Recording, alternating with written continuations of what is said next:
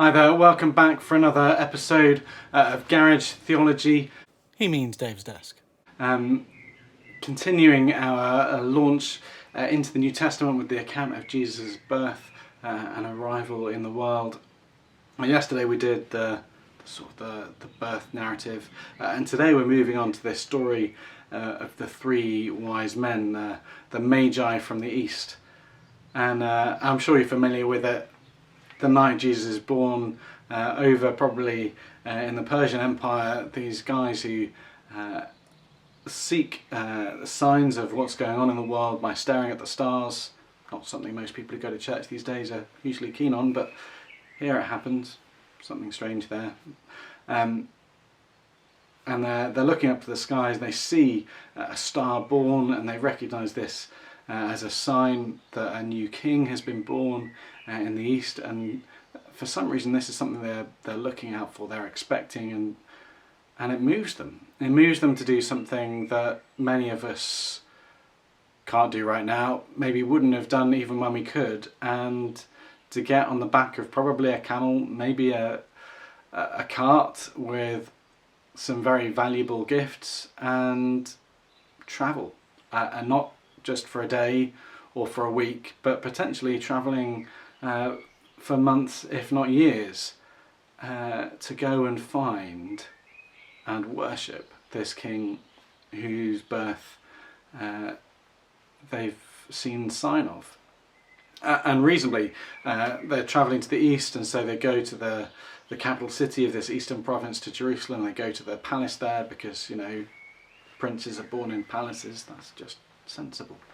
But when they get there, the Herod is not pleased at the idea that someone else has been born a king, not someone in his line, not one of his children, and he doesn't know where this baby is. And so he manipulates and hopes to find out through the work of these wise men, but they find out through the experts in the law. The Bible says that the king they're looking for will be born in Bethlehem, so they head for Bethlehem. They recognise the star, which in a way that we can't understand, but through faith we believe to be true, guided them to the house where Jesus and his parents were living.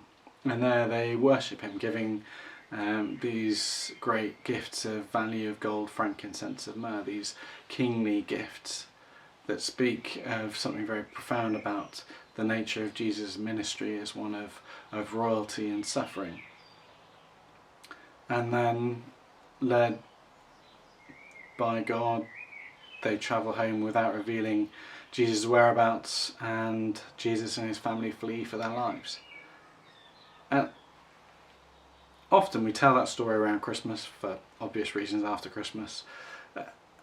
And it just provoked me, and I was reflecting on it this morning, is that how many of us would do that? If we heard tell of some great work of God happening some faraway distance that meant arduous travel and expensive gift giving, how many of us would go to those lengths? What motivated those guys to travel and to worship God in that way? Do we value God in the same way that they valued him? They're not people who come from any sense of expecting God to work in their lives. There won't have been a strong Jewish tradition, and yet they were willing to uproot themselves and take on a significant burden to worship him. I think there's a challenge there for us to consider what it means for us to worship sacrificially, and what it means for us to worship generously, and how do we live out that life of just saying, actually, God, you're worth everything. You're worth everything to me, and I'm not going to hold back. I'm going to go to the ends of the earth to find you. That's going to look different for us as individually, different perhaps now than it would have looked for us 6 months ago, and hopefully different from how it will look a year from now. But I think that's an ongoing question there for us, to how much do we love God, or is he just something we do as a hobby? Well, I hope that's given you something to think about and reflect on today, and I hope to see you again soon. Thank you very much. Goodbye.